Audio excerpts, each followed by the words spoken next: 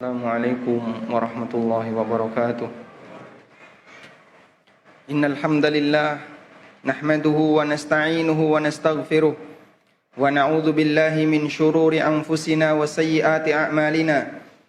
May yahdihillahu fala mudhillalah wa may yudlil fala hadiyalah. Wa ashhadu an la ilaha illallah wahdahu la syarikalah wa ashhadu anna Muhammadan 'abduhu wa rasuluh. Ya ayyuhalladzina amanu taqullaha haqqa tuqatih wa la tamutunna illa wa antum muslimun. Ya ayyuhan nasu taqu rabbakumul ladzi khalaqakum min nafsin wahidah wa khalaqa minha zawjaha wa batha minhuma rijalan katsiran wa nisaa'a wattaqullaha alladzi tasaaluna bihi wal arham innallaha kana 'alaikum raqiba. Ya ayyuhalladzina amanu taqullaha wa qulu qawlan sadida yuslih lakum a'malakum wa yaghfir lakum dhunubakum wa man yuti'illaha wa rasulahu faqad faza fawzan 'azima. Amma ba'du fa inna asdaqal hadithi kitabullah wa khairal huda huda nabiyyina Muhammadin sallallahu alaihi wasallam wa syarral umuri muhdatsatuha fa inna kulla muhdatsatin fid dini bid'ah wa kulla bid'atin dhalalah. Hadirin jamaah Jumat yang dimuliakan Allah Subhanahu wa taala. Syukur alhamdulillah layak kita haturkan kehadirat Allah atas kemudahan yang Allah berikan kepada kita untuk menghadiri kegiatan Jumatan ini, dan kita berharap kepada Allah semoga Allah mencatat sebagai amal saleh yang diabadikan kelak di hari kiamat. Terutama bagi para jamaah yang hadir sebelum khatib naik mimbar, karena Allah Subhanahu wa taala menugaskan beberapa malaikat yang berjaga di pintu masjid untuk mencatat setiap para jamaah yang hadir sebelum khatib naik mimbar. Begitu khatib sudah naik mimbar, maka malaikat menutup catatannya dan dia ikut mendengarkan ceramah. Selanjutnya jamaah dimuliakan Allah Subhanahu wa taala, kita menyadari bahwa dalam kehidupan ini ada banyak sekali permasalahan yang terjadi di tengah umat. Dan permasalahan-permasalahan itu membutuhkan jawaban terkait hukumnya. Ada yang memahami hukumnya dan ada banyak orang yang tidak memahami hukumnya. Meskipun kita saksikan di tengah masyarakat, kadang ada satu masalah di mana satu masyarakat mereka sama sekali tidak mengetahui hukumnya. Karena itulah para ulama mengatakan, sebagai bagian dari fardu kifayah, sebagai bagian dari kewajiban kifayah, kewajiban yang harus dipenuhi oleh masyarakat, mereka harus mewujudkan seorang tokoh yang bisa memahami Al-Quran dan Sunnah dan bisa menjelaskan kepada masyarakat mengenai hukum atas permasalahan yang terjadi di antara mereka. Dalam sebuah buku yang berjudul Al-Mawsu'ah Al-Fiqhiyah Al-Kuwaitiyah, atau yang diterjemahkan dengan ensiklopedia fikih, dinyatakan, "Walladzi nadinullaha alaihi annahu la budda ay yakuna fil ummati ulama'u mutakhassisun." Yang kami yakini sebagai bagian dari agama, annahu la budda ay yakuna fil ummati ulama, bahwa di tengah umat ini harus ada beberapa ulama mutakhassisuna yang mereka memiliki keahlian terhadap Al-Quran dan sunnah Nabi sallallahu alaihi wasallam, wa mawatinil ijma', paham tentang apa yang disepakati oleh para ulama, wa fatawa sahabah, dan fatwa para sahabat serta tabi'in, wa man jaa ba'dahum, dan ulama-ulama yang datang setelahnya. Kenapa harus ada orang semacam ini? Karena mereka dibutuhkan untuk menjawab setiap permasalahan yang terjadi di sekitar kita. Allah mengajarkan hal ini dalam Al-Quran melalui firman-Nya di surat At-Taubah ayat 122. Wa ma kana al-mu'minuna liyanfiru kaffah falaula nafara min kulli firqatin minhum ta'ifatun liyatafaqahu fid din wa liyunziru qaumahum idza raja'u ilaihim la'allahum yahdharun. Hendaknya tidak semua orang mukmin mereka berangkat berjihad seluruhnya. Falaula nafara min kulli firqah, harus ada beberapa orang di setiap kelompok, di setiap kaum, di satu kampung atau di satu padukuhan. Ta'ifatun, ada beberapa orang yang liyatafaqahu fid din, yang dia tidak ikut jihad dalam rangka untuk belajar ilmu agama. Tujuannya adalah waliyundziru qaumahum idza raja'u ilaihim la'allahum yahdharun, agar memberikan peringatan kepada masyarakatnya setelah mereka pulang dari jihad sehingga mereka bisa mengambil pelajaran. Hadirin yang dimuliakan Allah Subhanahu wa taala, dalam ayat ini Allah Subhanahu wa taala mengajarkan kepada kita, jihad adalah sebuah amal yang sangat besar. Kita mengakui semuanya, dan Rasulullah SAW pernah menyebutkan wa dzirwatu sanamil Islam al-jihad. Puncak kegagahan Islam adalah ada pada jihad. Namun meskipun demikian, ada beberapa orang yang dikecualikan oleh Allah. Hendaknya orang ini tidak ikut jihad. Tujuannya adalah dalam rangka untuk mendalami ilmu agama, sehingga dia menjadi aset umat terkait masalah menjelaskan bagaimana Al-Quran dan Sunnah untuk hukum-hukum yang terkait perbuatan mereka. Karena itu kita menyadari kebutuhan semacam ini dijaga oleh Allah Subhanahu wa taala.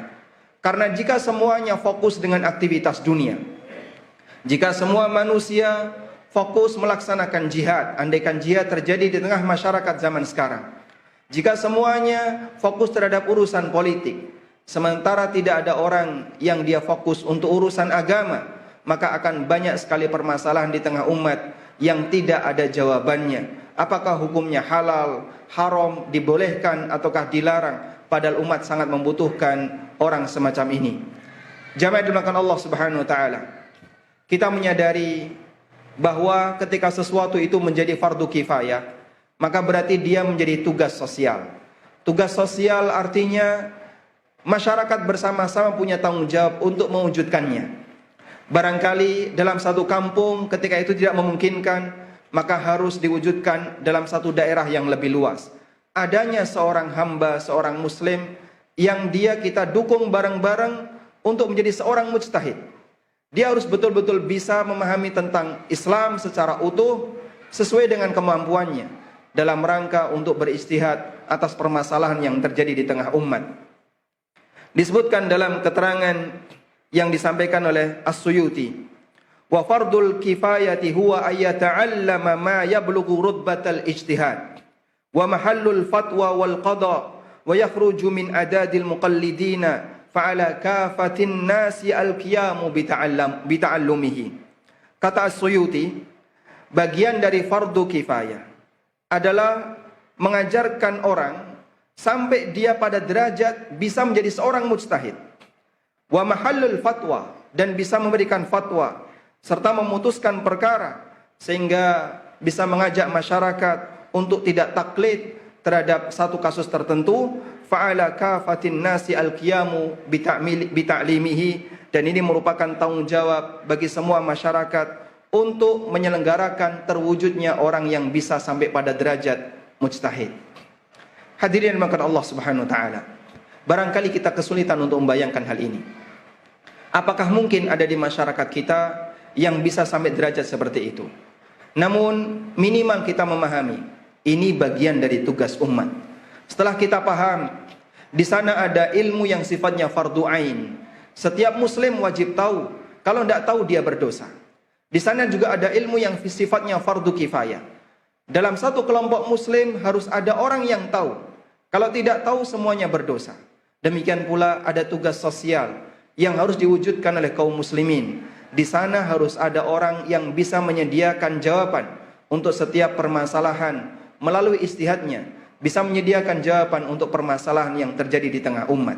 Dengan demikian, permasalahan umat akan bisa dilayani, masyarakat bisa mendapatkan jawaban, sehingga setiap aktivitas yang dia lakukan akan dijalankan dengan yakin apakah ini di posisi yang diperbolehkan ataukah dilarang oleh agama. Demikian sebagai khutbah yang pertama, semoga memberikan manfaat. Aqulu qauli hadza wa astaghfirullah. Alhamdulillahi wa kafa, wassalatu wassalamu ala rasulil mustafa wa ala alihi wa sahbihi wa mawala, wa ashhadu an la ilaha illallah wahdahu la syarika lah, wa ashhadu anna muhammadan abduhu wa rasuluh. Ya ayyuhalladzina amanu taqullaha haqqa tuqatih wa la tamutunna illa wa antum muslimun. Hadirin jamaah Jumat dimakan Allah Subhanahu wa taala. Ada satu ilustrasi yang barangkali cukup mudah untuk kita pahami dan ilustrasi itu terjadi secara real di masyarakat. Masyarakat kita punya pemahaman bahwa aneka ilmu yang dibutuhkan oleh umat harus ada di kalangan umat untuk bisa memahaminya. Ilmu kedokteran, ilmu teknik, ilmu komputer, dan seterusnya. Bahkan banyak di antara mereka yang mengatakan wajib di tengah umat harus ada orang yang punya kemampuan semacam ini.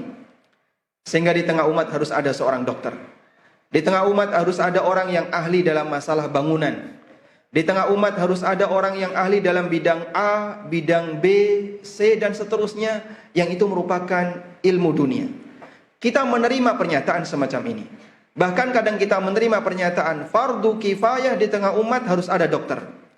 Fardu kifayah di tengah umat harus ada orang yang paham tentang ilmu kedokteran, ilmu teknik, atau ilmu yang lainnya. Kita menerima pernyataan itu.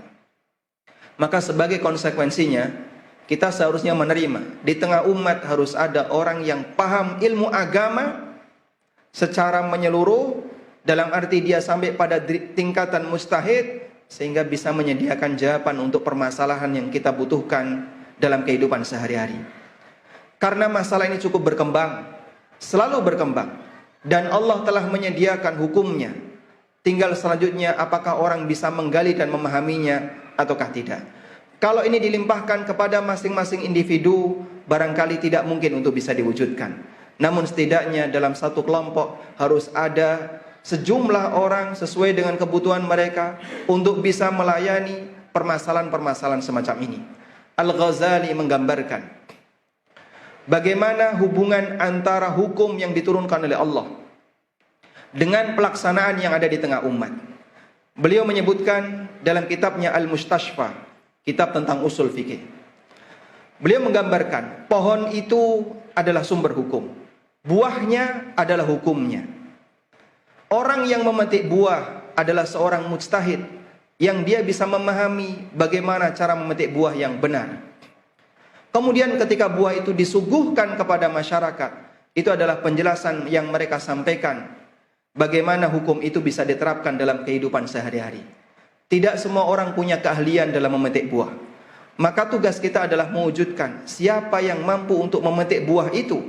Allah telah sediakan pohonnya, Allah sediakan buahnya, tinggal selanjutnya adalah kita harus sediakan orang yang bisa memetik buah itu agar bisa menyuguhkan ke kita. Karena tidak semua orang bisa kemudian melakukannya.